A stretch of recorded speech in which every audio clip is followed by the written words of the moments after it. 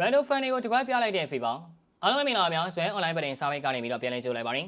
FIFA Randall ကိုမျက်နှာသာမပေးဘူးဆိုတဲ့ဆွဆွဲချက်တွေကိုခေတ်ဆက်ဆက်ရင်ဆိုင်ခဲ့ရတဲ့အပြင်ဒီခါလေးမှာဆိုရင် Randall ကိုဖိနှိပ်ထားတယ်လို့တော့ဝေဖန်ခံခဲ့ရပါတယ်ဒီဒီကမှာလည်း FIFA ကအငင်းပွားပွေရကိစ္စတစ်ခုကိုပြုလုပ်ခဲ့ပြီးပြဿနာကိုဆိုလာတက်ရှာလိုက်ပြန်ပါတယ် FIFA ရဲ့2016ကမ္ဘာလားအတွက်ပထမဆုံးတရားဝင်ပိုစတာကိုထုတ်ပေးလိုက်တဲ့အခါပုံထဲမှာ Randall ပါမလာတော့ဒီကမ္ဘာလုံးအော်အတောင်းနေဖြစ်ခဲ့ရပါတယ်ခြေစစ်ပွဲအောင်မီတာလည်းရှိ42သိန်းကိုစားပြုကစားသမားတွေအောင်ပေါ်ရင်ကစားသမားတွေကိုပဲအသုံးပြုထားတယ်ဆိုပေမဲ့ပေါ်တူဂီအတွက်ကတော့ Ronaldo မဟုတ်ပဲ Bruno Fernandes ဖြစ်နေပါတယ်။ Final ကလည်းပေါ်ရင်ကြီးမားတဲ့ကစားသမားတယောက်ဆိုတာမှန်ပေမဲ့ Ronaldo နဲ့ရှင်မင်းဆိုရင်တော့ Ronaldo ကိုပဲရွေးချယ်တင်နေဆိုတာလူတိုင်းသိကြပါတယ်။ဒါကြောင့်လည်း Ronaldo ပရိသတ်တွေကဒီပုံအောက်မှာ FIFA ကိုဝေဖန်မှုတွေကြီးကျယ်ပြုလုပ်ခဲ့ကြပါတယ်။နောက်ဆုံးမှာတော့ FIFA ကလည်းပုံကိုပြန်ဖြတ်လိုက်ရတဲ့အထိအခြေအနေကဆိုခဲ့ရပါတယ်။ဒါပေမဲ့ FIFA ကလည်းငြိမ်ခံနေဖို့အစီအစဉ်မရှိပါဘူး။နောက်တစ်နိုင်ကြာမှာပဲနောက်ထပ် post ကိုထပ်တင်လာခဲ့ပါတယ်။ဒီကတော့2020ကာတာကမ္ဘာလားတုန်းကအထင်ကြီးအဖြစ်အပျက်တွေကိုပုံထဲမှာထည့်ထားတာပါ။ပေါ်ထဲမှာ Ronaldo ရဲ့မှာပြန်မဲ့ Lionel Messi ကမ္ဘာလားကင်ထားတာကိုတွေ့ရတယ်လို့ပေါ်တူဂီကိုငိုပွဲကြုံတွေ့စေခဲ့တဲ့ရရှင်အန်ဒယ်စရီရဲ့သွင်းကိုလည်းထည့်သွင်းပေးထားပြီး Ronaldo Fanny ကိုဒဏ်ရာကိုစားနဲ့ပတ်ပေးလိုက်ပါတယ်။ FIFA ကဘာရွေးချက်နဲ့ဒီလိုတင်ရတာလဲဆိုတာတချို့ကမေးခွန်းထုတ်နေကြပြီးစိတ်ကြီးကိုသူနဲ့ထိုက်တဲ့လေးစားမှုမျိုးပြသတင်ကြောင်းထောက်ပြနေကြပါတယ်